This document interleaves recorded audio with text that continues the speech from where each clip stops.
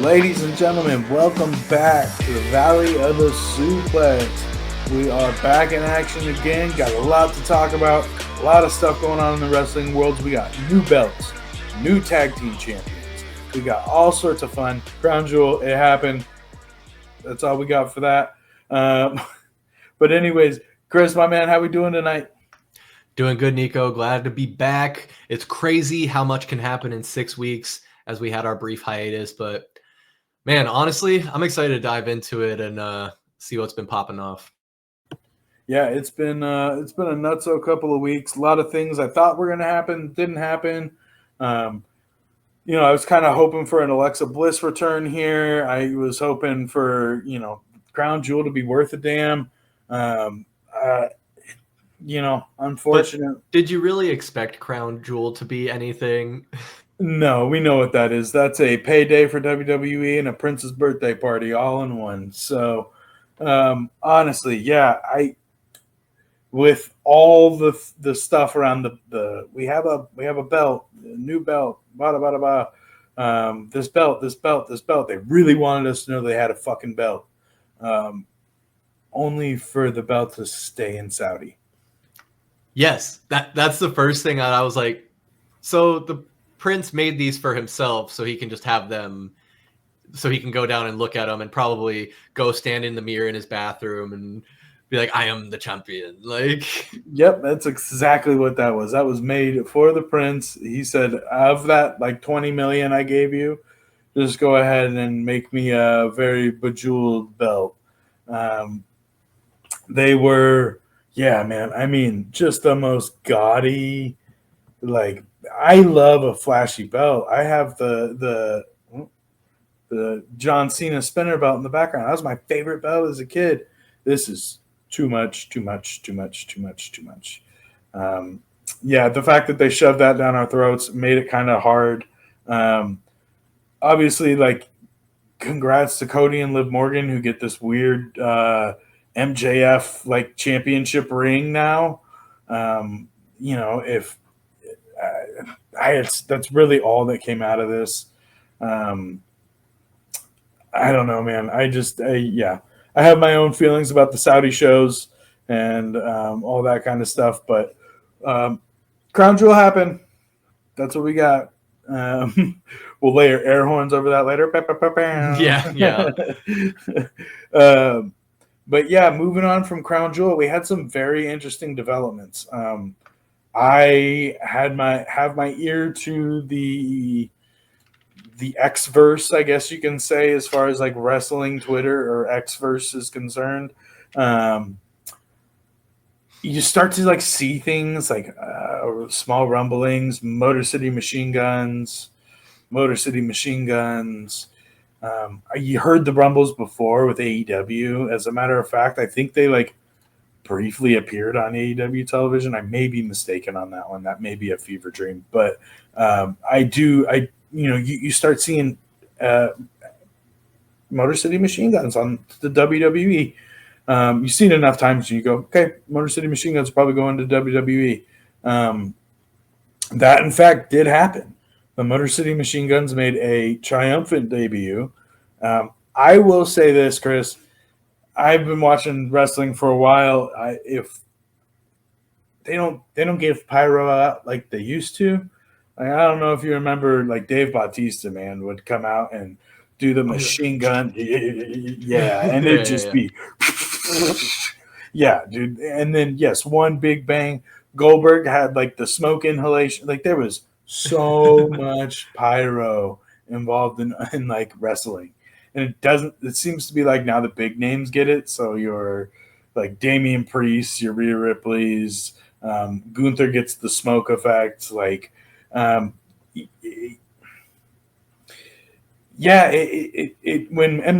Motor City Machine Guns came out with a machine gun of pyro, just firing off from the giant screens, man. I was like, this is going to be something. And sure as shit, 3 matches later, the Motor City Machine Guns are the tag team champions, beating Tonga Loa and our Bachaloa and the Bloodline. But Yeah, it slightly refreshing. First of all, I asked for this a couple, I think maybe in like episode 2 or episode 3. Can we have belts change hands on a random SmackDown? Can we have belts change hands on a random Raw? I miss that. I miss being like, oh, you missed wrestling last night, so you didn't know that Stone Cold's not the champ anymore. You know, like it didn't take a pay-per-view to get a belt off of somebody. This is a case of that. It is interesting, however, 3 weeks in, 3 matches in, you give them the belt. Says a lot about the tag division, but also I think says a lot about the respect that the Motor City Machine Guns have throughout the industry. If Triple H is willing to just basically say, you sign with us, we'll make you champions.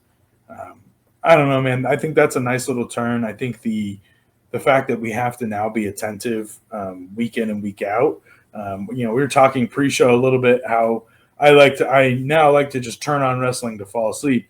That's great, but I have to go rewatch it. You know what I'm saying? Because if there's something that I missed in my sleepy haze, man, like sometimes it's very subtle things. So yeah, it's nice to see the Motor City Machine Guns on top. I know that at the Valley of the Suplex here, we have some positive views, not only from myself, but your brother as well, as far as Motor City Machine Guns go. So it's good to see them in. It's good to see the belt on them. I would obviously I feel like is going to lead. We've seen DIY. They title defense with DIY. I think there's more to be had there. I'd like to see another round of DIY and Motor City Machine Guns. I also just love Tommaso Ciampa personally. Also, the fact that R-Truth calls him Triple H and calls Triple H Tommaso Ciampa forever, I think maybe one of his funniest bits. But yeah, so this happens. Another big thing that happens is the Intercontinental Championship trades hands, going right back to Braun Breaker, which is honestly a little interesting. Jay had a short run, I think shorter than what we expected and what people wanted.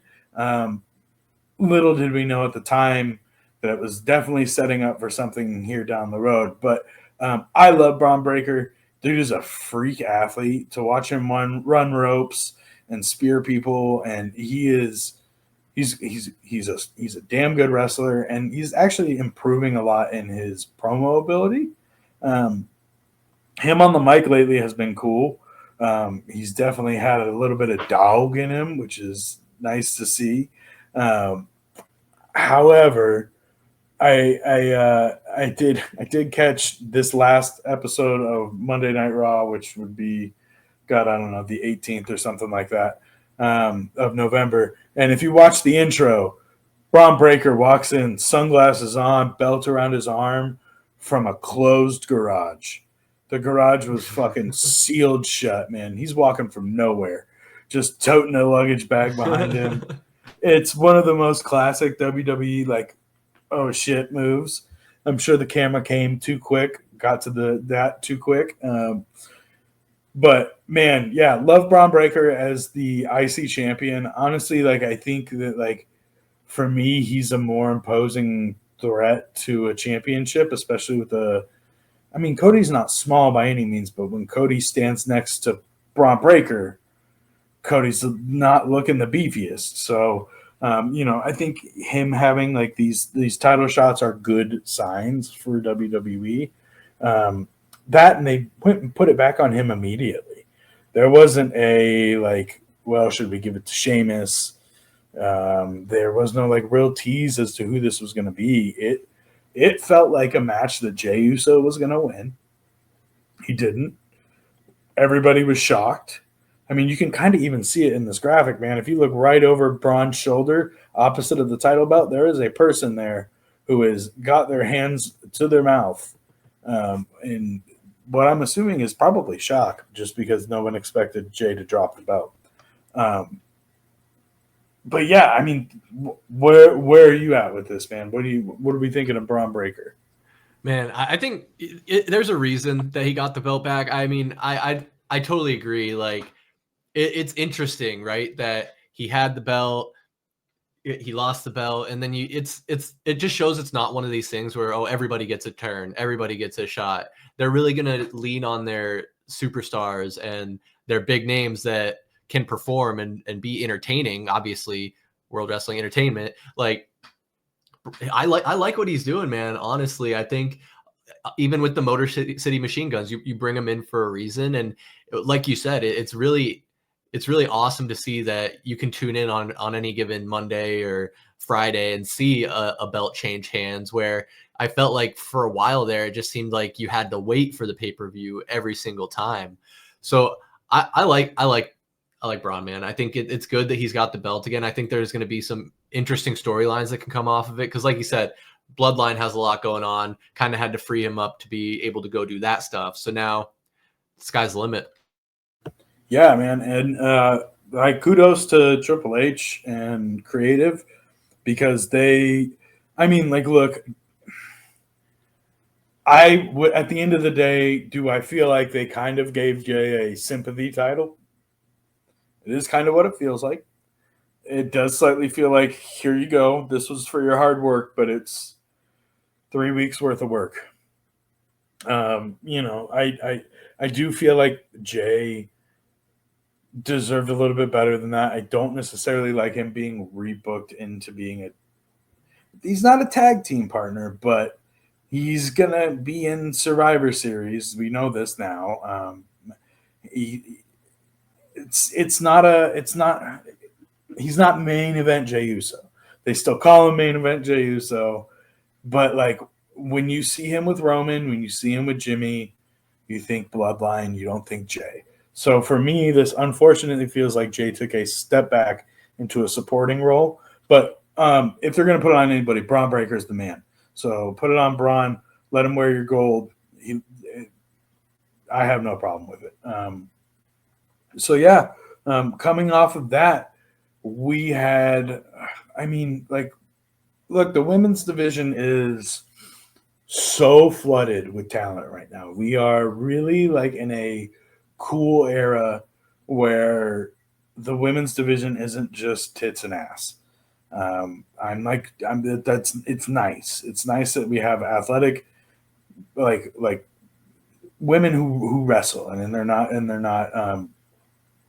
like a manager or a mouthpiece. Yeah, and it's not like a slap fight either. Like they throwing moves. Right. This isn't Vince's fucking mud pins. Like this is definitely like this is real wrestling, and like there's so much untapped potential that Triple H deemed it necessary to unveil another title.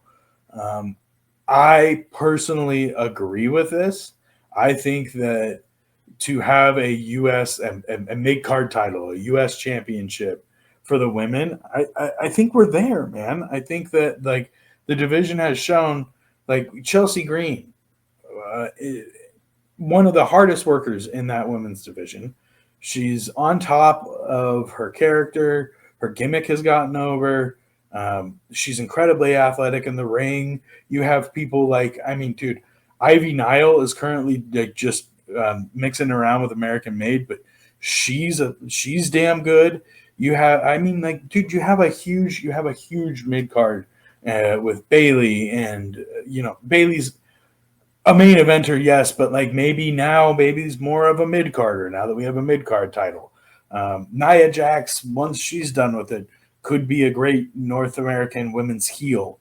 I don't want her anywhere near a wrestling ring, but if we're going to have her there, let's not have her there in the championship capacity. That is the biggest belt that the title has, or that the company has. So I don't know, man. I think that this is really cool. They have laid out a tournament, and this is a 3-way match, or a triple threat match, as they're now called, because boys like me and you, when we were 10 and 12, heard 3-way match, and we went, yeah. So these triple threat matches that are coming up are, dude, you got real good names in here. That doesn't seem like they really struggled to fit the bill as far as like BFAB is the only one where I'm like, okay, like didn't know if BFAB really wrestled like that, but her and Candice LeRae and Bayley had a decent match. Bayley obviously moves on.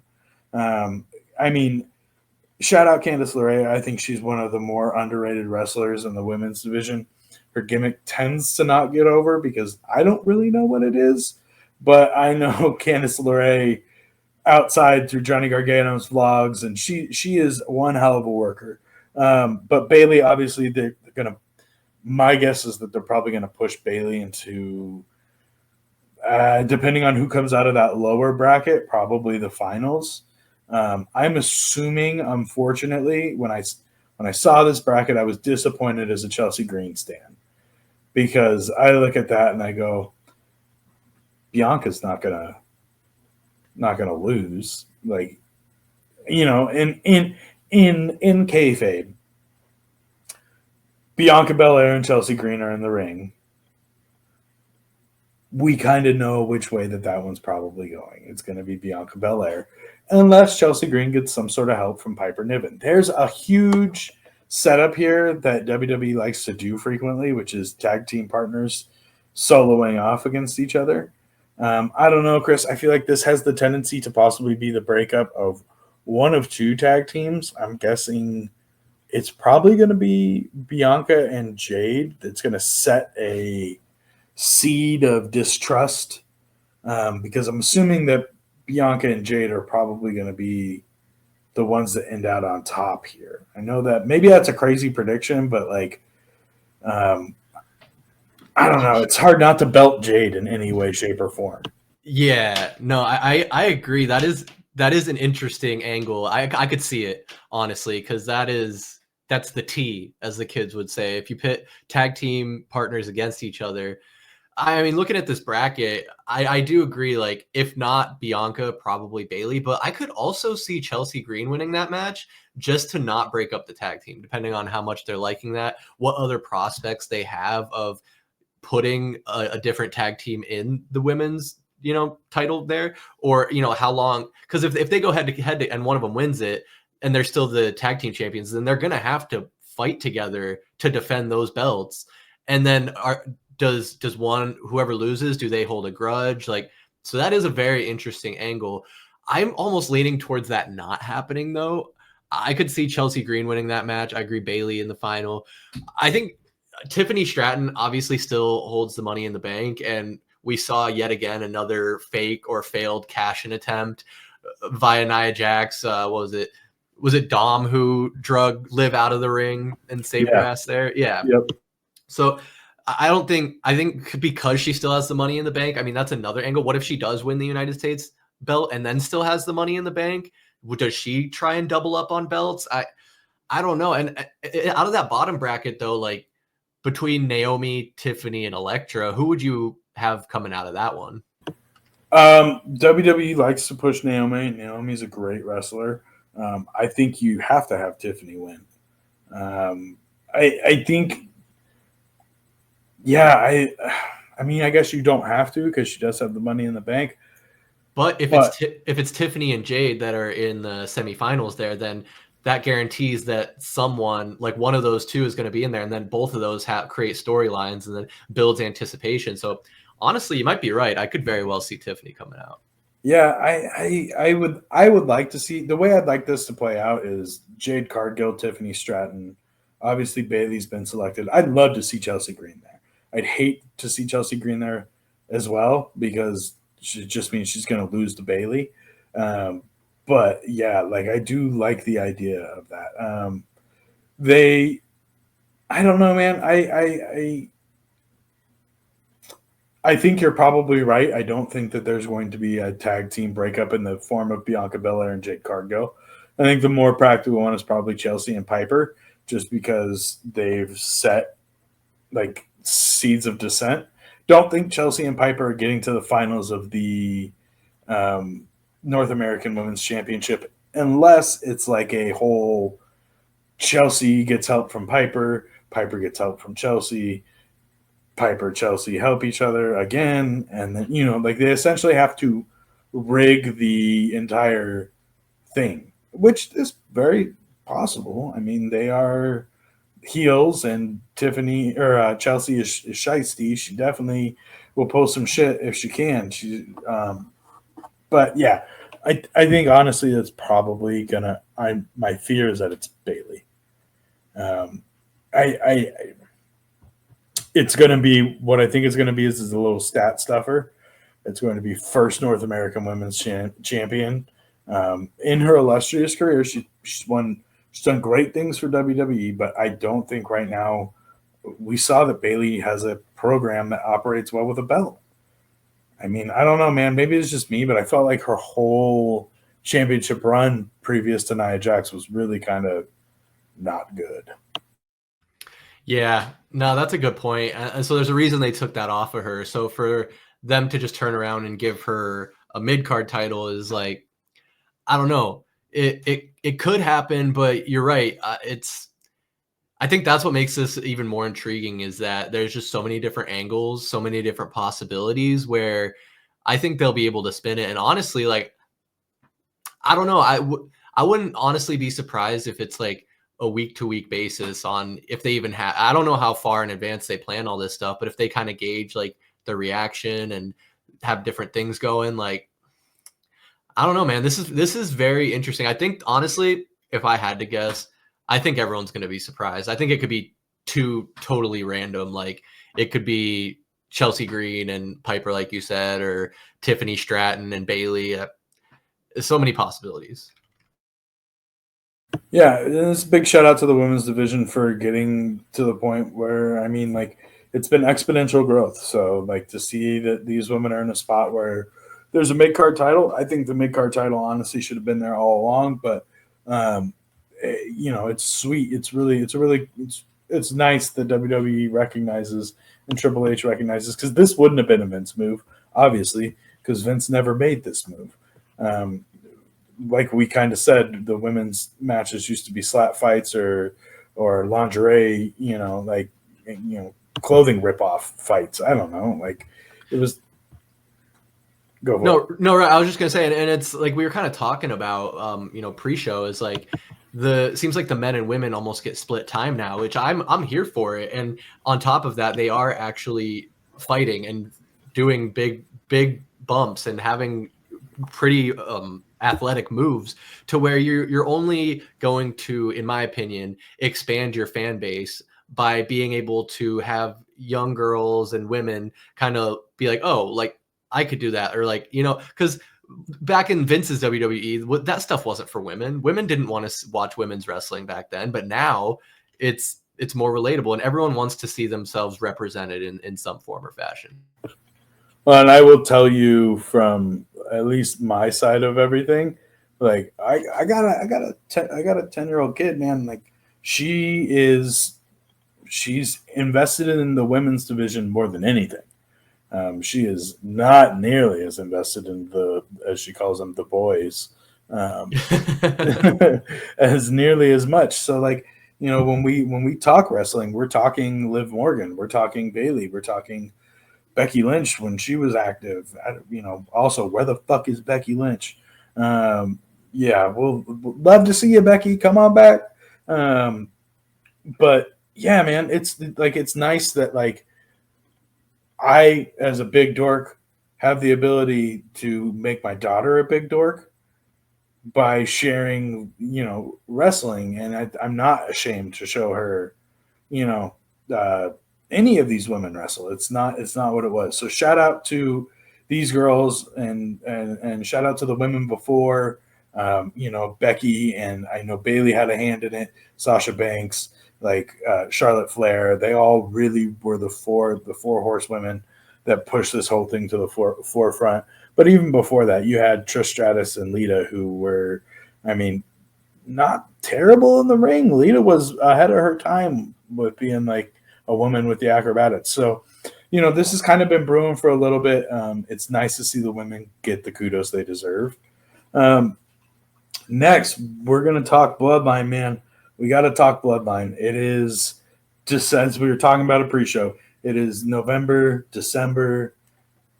It is Bloodline time. for whatever reason, WWE pulls this out as a nice little treat for us around Christmas.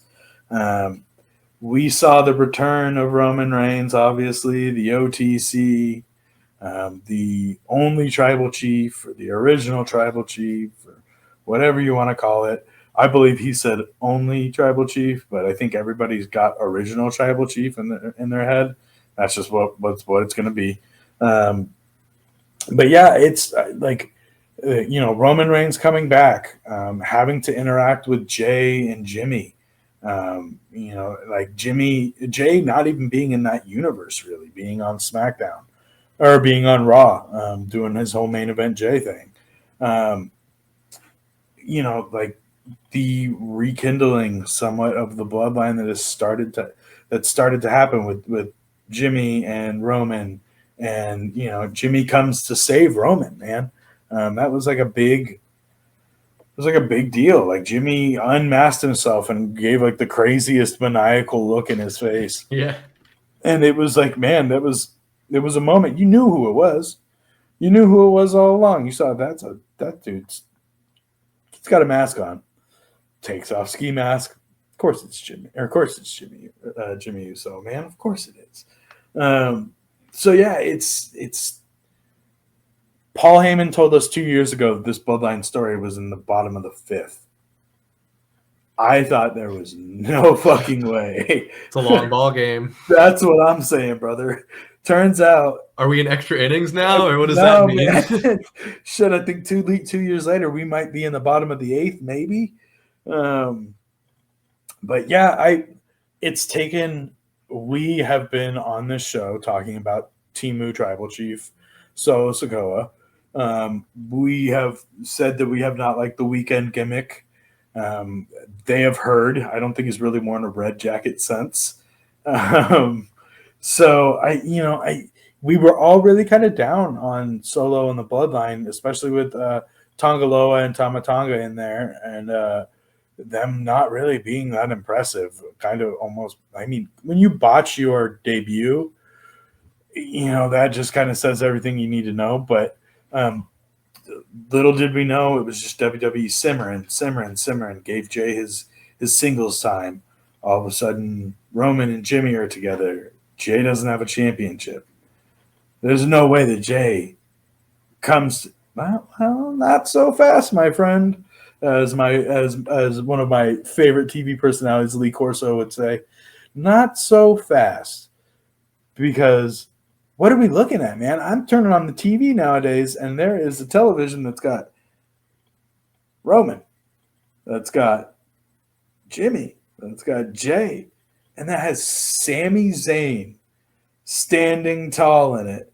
The OG Bloodline is back, and I'm going to be honest with you, I loved it, but they were heels, and they were good at it, so I fucking hated them the first time around. Roman was insufferable. This character archetype that we're running with Roman right now, where he's learning how to be like a person and not like a dictator. Yeah, it's almost like in comics, like the idea of like an anti-hero, right? Where he still kind of operates as a villain, but you like him. And he's not as bad as the true villain in Solo Sikoa. Yeah, no, and it is... I think honestly, Solo stinking so bad actually helped the heel part of this, and the fact that we've talked about this before, man. Roman, people want to root for Roman. I've been in those buildings when the Bloodline shit was at its thickest, and like you look around, there's people with their ones to the air, and you're like, there's no way. There's no way that you're still. So people love to cheer for Roman. So yeah, making him this anti-hero where he's like trying to figure out like, oh, I can't yell it. There was an episode where he snapped on Jay, and Jay came back and goes, "That's your free one. Next time I'm out, man." And got it. And Jimmy backs Jay and goes, "You can't talk to him like that, bro. You got to treat us like people." And then it's just left with Roman kind of pondering, Like, I thought it was very well done. This, like, look at the holes in the armor that is Roman Reigns. Go for it. What you got? Well, I was just gonna chime in because I was obviously getting caught up or getting my memory refreshed here, and there were two funny moments. I guess maybe funny is not the right word, but I think it was on Raw where Jay and Solo were kind of face to face talking back and forth, and Solo goes, "Quit calling me little brother. I'm your leader." And it's like, bro, you're 8 years younger than him. First of all, like that's hilarious. And then backstage, I think it was either later that same episode or the next week. Jay is backstage and he comes across Roman and Jimmy, and he goes, "Not yeet," and walks away. The anti-yeet, the not yeet is one of my favorite ones, bro.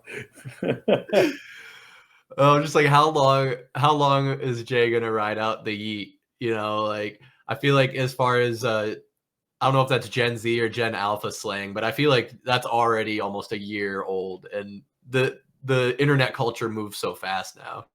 Well, and that's classic WWE though, right? Like just a day late and a dollar short on an idea. Yeet 2 years ago, they would have almost criticized them for trying to be too cool. Yeet now, and we're old grandma and grandpa over here. But yeah, bro, I love the not yeet that shit because I think I despise the yeet so much that when it's turned comically on its head like that, I fucking love it. I also love that they're giving this spot to Sami Zayn where he gets to break members of the Bloodline. It's my favorite, dude. If you ever watch Sammy talk in a Bloodline segment, look at Jimmy, look at Jay. Just watch Jimmy and Jay try to control themselves. They can't. So that's my favorite angle. I think at this point they're doing it just to see if they can break them. But yeah, no, this whole Bloodline thing, man, I like it. It's obviously gearing up for Survivor Series and War Games.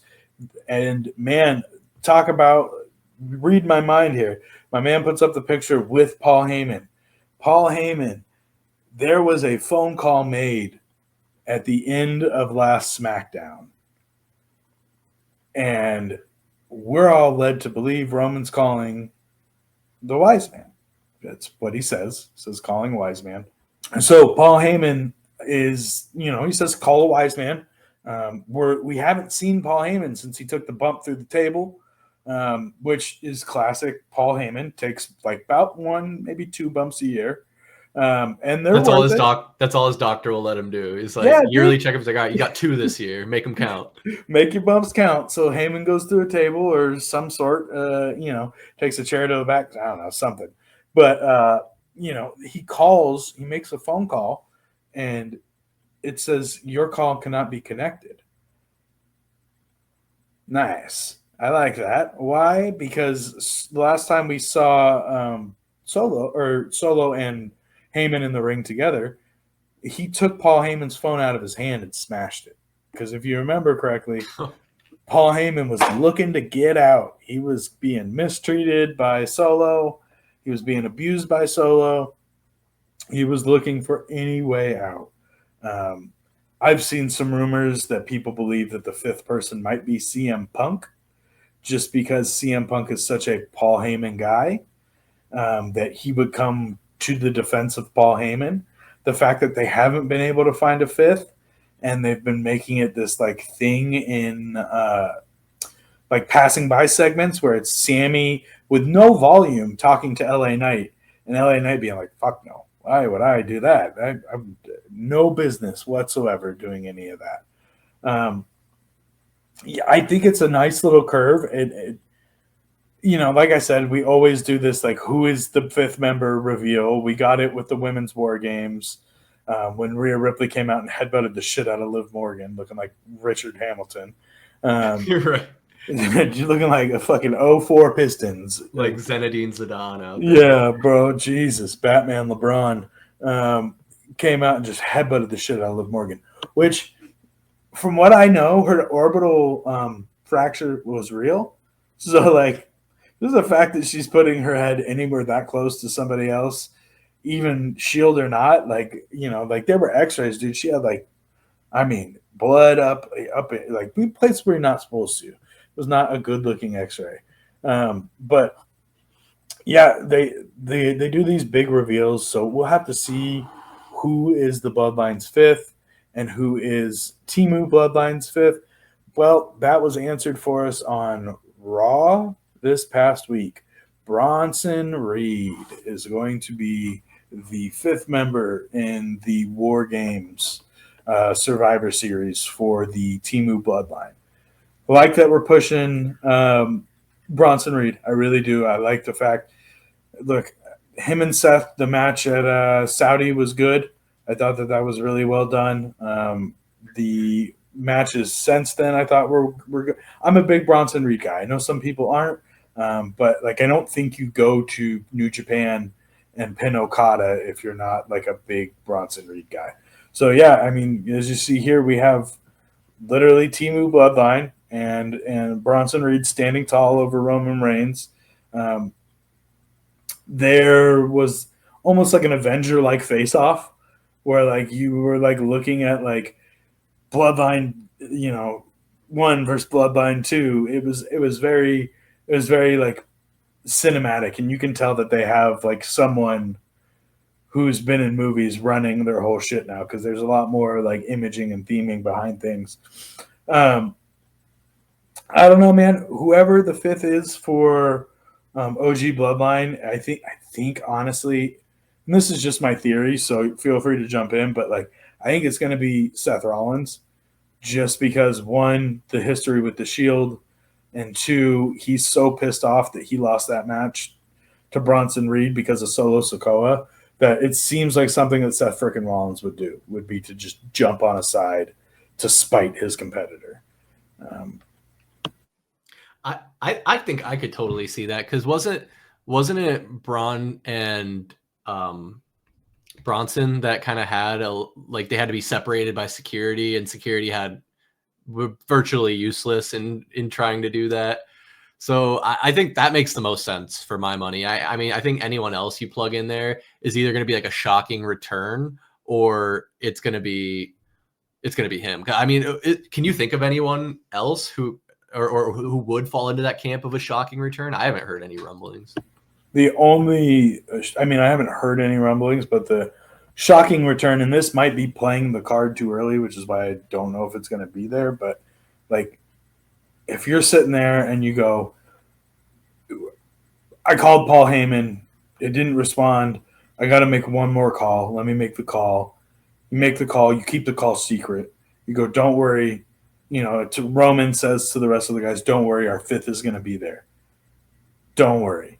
Nobody knows. It's not marketed. It's not, Well, so this is probably not going to happen, but there was, remember our last episode, the big guy came out. Yeah, you're catching where I was going, I think. I think it's playing. I think it's playing the card early, and I think it's a stretch. And honestly, it kind of shits in the bed of Cody versus Rock versus Roman at Night of the Immortals in 2025 or whatever they want to do. But dude, we're scheduled for another Rock run here. The Santa movie's out. I don't know if he's. I think he is filming the live action Moana now. Yep, that's correct. But I have no reason he can't. It's a day or two to get there, do his thing, and then go back to the set. Maybe. Yeah. Well, and I think it might take. I don't know if you can pull it up. I think it might take a week to actually get him into the fake muscles on top of his real muscles that he is in that Maui like bodysuit. But man, oh yeah, let me see this. Dude, his head looks so small comparatively to the rest of his body, and why they gave him a receding ponytail hairline is beyond me. It's not his hair, man. We can give the man a real hairline. It could just be a full luscious head of hair. But yeah, he is currently filming Moana 2. But yes, like you said, if he's been in wrestling shape, which shit, dude, he was out, a couple episodes ago. Not of Raw, but last time we talked, he was out, and it was yeah, man. Look, I mean, I'm a Disney man. I'm a Disney man for sure. And I will see this, but do we have to put a man that's just basically the biggest human being on earth into a muscle suit? Am I the only one on this one? Yeah, I felt like that wasn't necessary. But obviously, if you're trying to get closer to the Maui character, but it's cartoonishly big. Like you're not going to find someone. It was a cartoon based on The Rock. That was the whole thing. Like, yeah, no, not to go off on a tangent, but this is not a Disney podcast. But I will watch that. We will see if it is good. The Rock's acting performances outside of even the Fast and the Furious weren't that great, but like he hasn't had a good one since really Walking Tall. And that was the first one that came to mind, Walking Tall. What was the one where he was the football coach? Gridiron Gang? Gridiron Gang. Yeah, I thought Gridiron Gang was decent. Right. But yeah, man, The Rock really, the voiceovers, I think, is where he needs to stay as far as his acting lane. And in the wrestling ring, because I love him in the wrestling ring. Not to throw shade. You didn't love the Tooth Fairy? Oh, brother. Yeah, man, that's when I'm like the decision making. You kind of go, who was? Or you were signing those contracts, huh? Okay, I guess if it feeds your family. But yeah, man, that's the only big surprise I could think. I don't think that they're gonna pull that. It would be awesome if they did. I would definitely get a Chubb for sure, but I don't know. Yeah, I think it's more unlikely than not that it's not going to be him. But I see why they're kind of having it be vague to cause that speculation, get people excited, and then just throw Bronson Reed, Seth Rollins in there. Yeah, I mean, and maybe Seth is the safety valve in case they think that they have something. I know that there were a lot of signings that were made recently for WWE for a little bit more unknown people, and I do believe a Fatu was a part of that signing, so the bloodline will more than likely get bigger. I mean, it hasn't stopped growing, but yeah, man, I don't know. We got Survivor Series coming up. We have Saturday Night Fight coming up. It's gonna be fun. It's gonna be some good stuff to see. I personally love Survivor Series because we do have the War Games match. It is 2 rings side by side. Each person, you start 1v1 and then slowly let people into the ring in 5-minute intervals. That's going to be fucking sweet. The women's with Raquel and Liv and Nia and Tiffany. I feel like maybe I'm spoiled.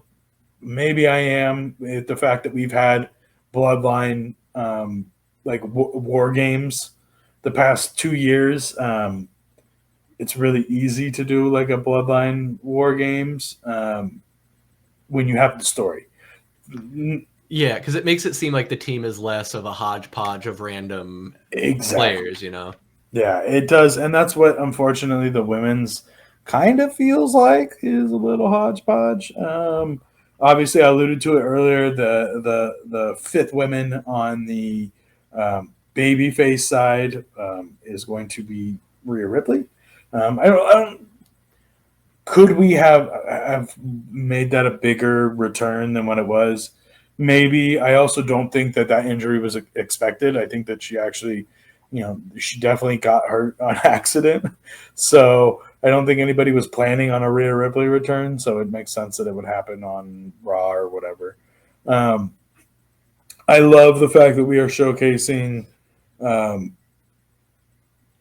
more of the it's less the high flyers, which I feel like is sometimes a little overused. Io Sky is in it, so I am assuming that we are going to see some sort of unbelievable active acrobatics in the sky from her. She's fantastic and has been fantastic in most of the War Games that she has been, in all the War Games she's been in, even back to NXT. And NXT had this before main roster WWE did. This is a Dusty Rhodes invention, which of course is Cody's dad, which is why Cody was, I believe, in the very first one on the male roster. But War Games is always fun, always one of my favorites, man.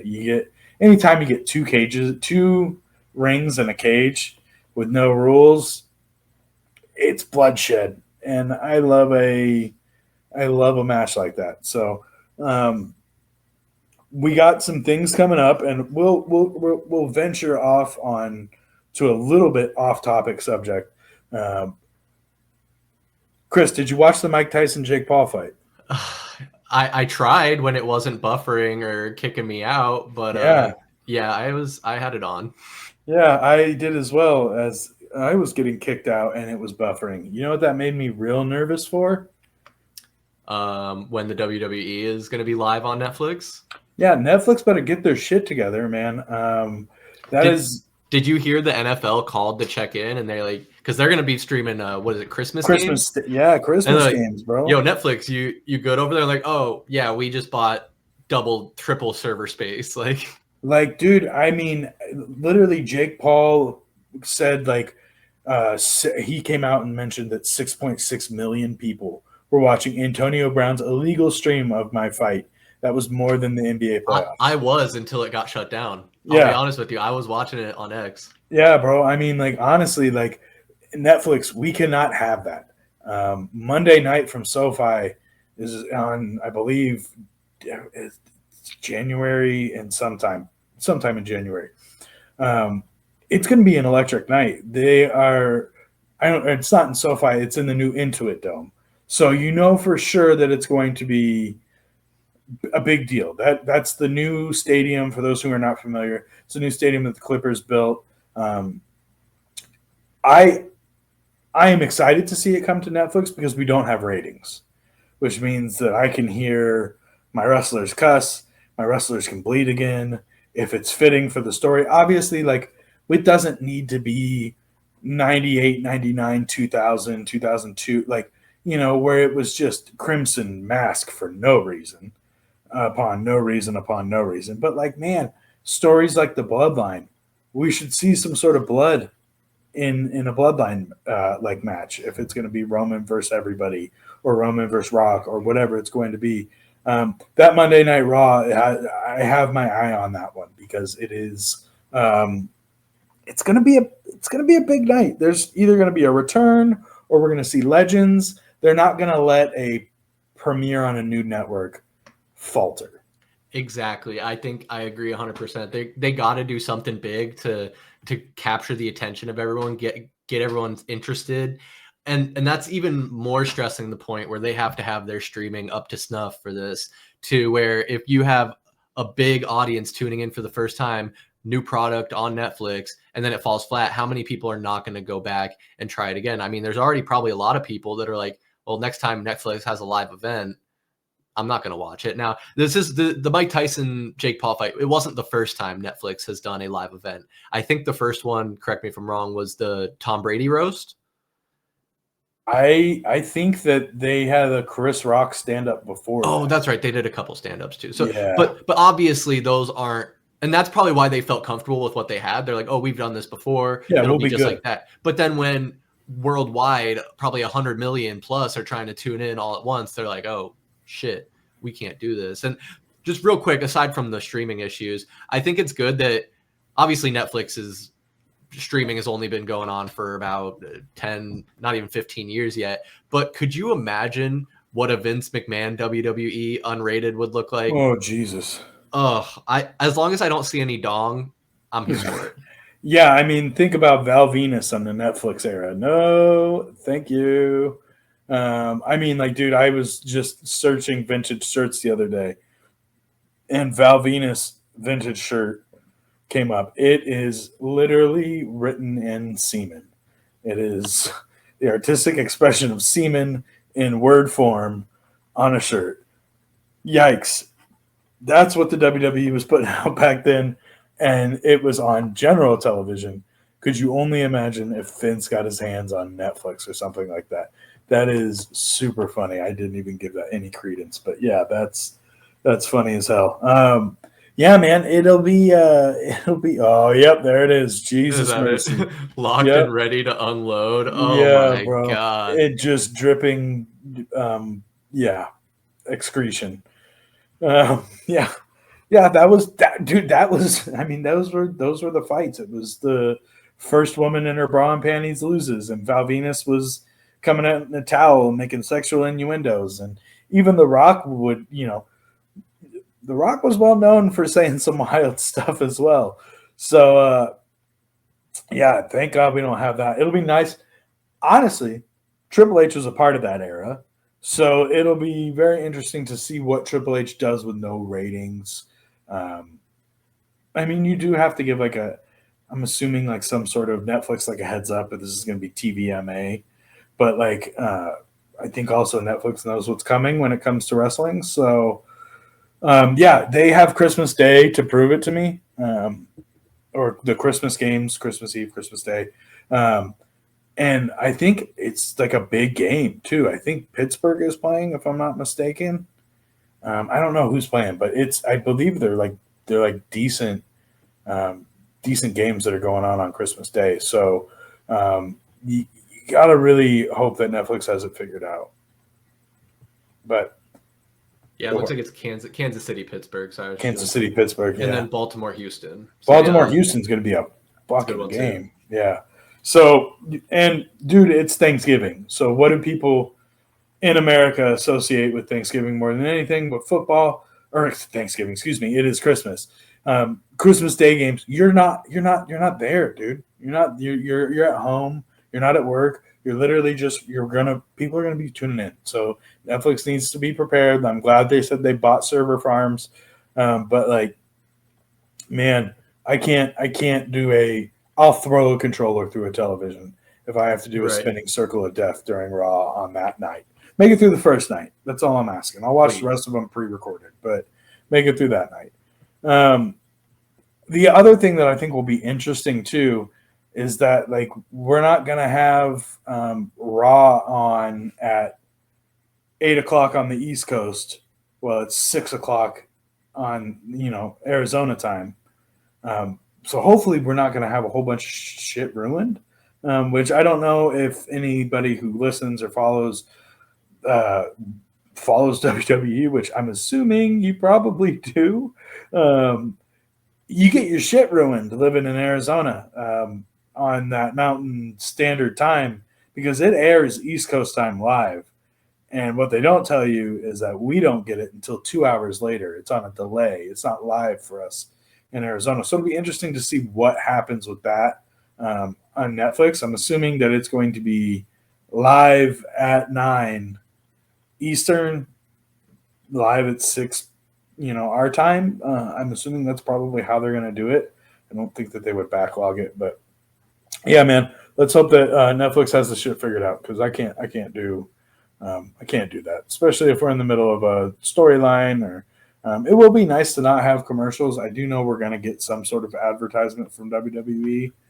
Oh, for sure. They're going to get their paper. You'll be able to get your Dirty Dom toilet paper. You'll be able to get your Mattel lowrider, all that nonsense. But it won't be nearly as long. I'm thinking probably 60, 90-second quick commercial breaks. Maybe have a little promo even. Like I don't even mind seeing a promo for like an upcoming pay-per-view or next week on Smack or coming up on Smack. That's fine. I just don't want to sit there and watch Charmin and Acura commercials and stuff like that. It's the hardest part about wrestling live, man, and it's why we watch it recorded. Even when it starts here, I'll look at my wife and be like, "Hey, you want to wait 30 minutes, watch an episode of Abbott Elementary before we like turn something on?" So that part will be nice. Yeah, they're gonna get their plugs off for sure. There's gonna be, they capitalized on the sexual chemistry of Liv and Dom with the Liv is always on top. They're gonna plug the shit out of that. So I'm surprised they're not selling Rhea Ripley masks yet.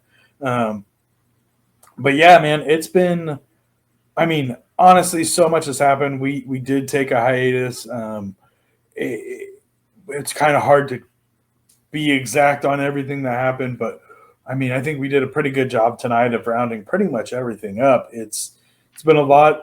Luckily, we had a throwaway pay-per-view, so that kind of saved us here. We are gearing up for Saturday Night Fight, and for which that's not going to be a pay-per-view, but it's pretty much a pay-per-view. I don't know. That one will be interesting. I'm glad they're bringing it back.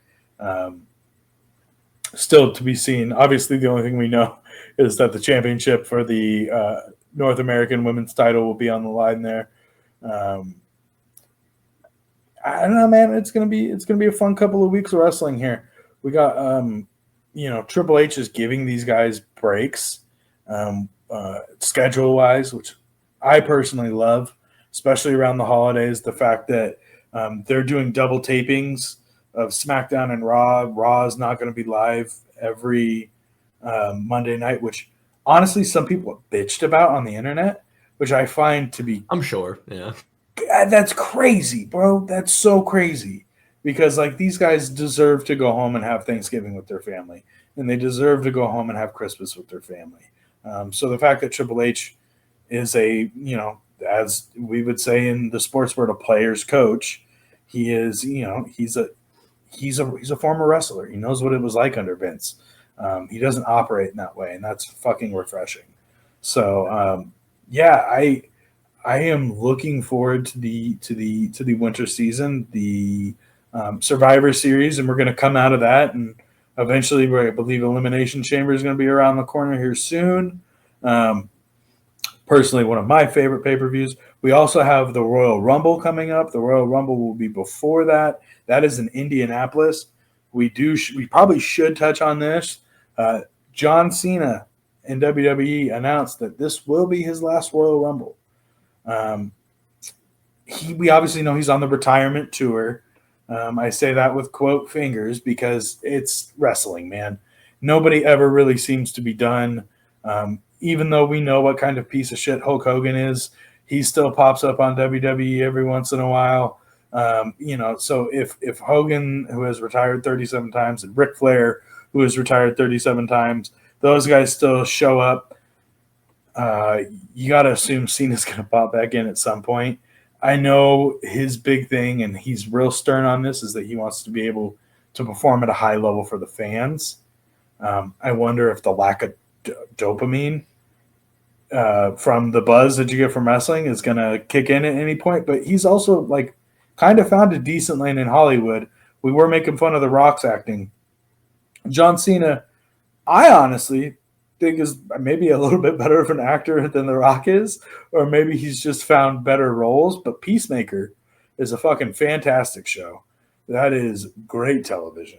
So yeah, like the fact that this is going to be John's last Rumble is going to bring people there. WWE knows what they're doing. Indianapolis is a host city. They know how to host shit. So, I mean, like when you really think about what Indianapolis does, they host the Indy 500. They host the NFL Combine. They host the Big Ten Championship. They literally they don't have a lot. They just host. They're a host city. So, good for WWE to get feet on the ground in Indy and have one of their biggest pay-per-views of the year in Indy. Yeah, and doing it at Lucas Oil Stadium, like that's a nice big venue. Obviously, they're going to do it in a stadium, but yeah, isn't that that's where the Combine is, right? That's what you said? That's where the Combine is. Yep. That's where the Big Ten Championship is. Yeah, Lucas Oil is it's basically what we do here in Arizona. Like every 4 years, there's, every 5 years you can talk about Indy being in the conversation for a Super Bowl. So I think, not the team, obviously, the stadium, but it's funny that we've hosted more Super Bowls than our home team has ever been in. But I'm looking forward to the Rumble. That's one of my favorite ones. There wasn't a lot of big surprises last year. That was a little bit kind of a bummer. But Triple H also warned people like, hey, we're going to use the roster we have. I don't need to go bring back somebody from the old time. Now, I do think we might see Bill Goldberg make an appearance at the Rumble, given the fact that whole thing with Gunther was teased. I think you maybe have a little – that's probably the way you're going to get the Goldberg match off. He said he's come out of retirement. We'll see, but I think Royal Rumble is probably your most fitting for that. But I guess also on that front, Liv Morgan is not participating in the Women's Royal Rumble. It's interesting. Yeah, it is. It is, especially because last year Rhea competed and went, I believe, pretty much bell to bell. And she was the most dominant women's champion that I can remember, at least physically wise. I think it is an interesting move, but Liv came out on the Pat McAfee show and made a statement that said, I'm not gonna do it because I've done every one of my career, like every year of my career, I've done the Women's Rumble. Like I don't need to do it. I don't need to do it, and it's a very heel stance. But I kind of like that, and I kind of like that she was just like, oh, fuck it. I don't need to do it. Like, it's not for me. Why would I go get beat up by possibly, multiple women who want my belt? So, yeah, the Rumble will be interesting, man. It'll be a good time. We got that coming up, and Elimination Chamber coming up, and whatever Triple H pulls out of his hat. It seems like every once in a while, every couple of months, we get like a Saturday night fight or something like that where it's a Bad Blood was I think a good example of like a pay-per-view that we kind of forgot about, that he just resurrected from the dead. So I don't know, man. I think we're just about wrapping up here. I mean, if you guys are still hanging on, still listening, we appreciate you very much. You are true Suplexians for sure. One more thing, Niko. Let it ride. On Saturday, November 23rd, the match of the year. Oh, I almost forgot it. You didn't let me. Thank you. Couldn't let you. Oh, brother. What is this? What am I looking at? Oh, we brought the boom. AEW. Boom. AEW has fallen to new categorical lows to the point where even the most diehard AEW fans can only laugh at this. Dude, it seems like QT Marshall pops up like a fart in the wind for AEW every once in a while, and it's just gone. And who would answer the call to wrestle Big Boom AJ? I love that that's the name we've gone with, Big Boom AJ. AJ and his son Big Justice are going to be wrestling 0 Hour against QT Marshall. Of course, it is fucking QT Marshall that steps up to the tweet from AJ. He's a semi-pro wrestler. I've seen videos of it. I knew that this is what he did before he got like real famous as, obviously the Costco guys. But for me, man, I gotta admit, the part that really pulls me in, Tony Khan himself confirmed and is more than excited that the fucking Rizzler is going to be there. Goddamn Rizzler. That's the selling point for me. I've heard enough. I'm going to watch it. Dude, anything that has that little fat New York kid in it, it is, oh my God, dude. He's got them squishy little cheeks, and he makes me so happy. The mewing is what I've been told is what the kids call it. My daughter rolls her eyes and freaks out every time I say it. But, man, the Rizzler is some sort of spirit animal of myself when I was a younger child, I feel like. I rap the rap to my wife all the time in the kitchen jokingly. That's what definitely sold me on this. I don't care to watch AJ wrestle QT Marshall. I don't care to fucking watch QT Marshall wrestle. I just want to see the walkouts, Dude, I'm here for give the Riz the microphone and let him come out with the when I hit your girl with the Riz face, she ain't never coming. Like, I mean, brother, I need it. I need every bit of it in my system. I was already, like I mentioned earlier, I've been falling asleep to wrestling. And luckily, we live in a time where wrestling is at its peak as far as consumption rate goes. You got Monday Night Raw, Tuesday Night NXT, Wednesday Night Dynamite. Thursdays are for TNA, but I don't pay for it, so I don't watch TNA. And then Fridays are fucking Rampage and SmackDown. And then, of course, you have Collision on Sundays. So you got literally wrestling almost around the clock. Or Saturdays, excuse me. I watch it on Sundays usually.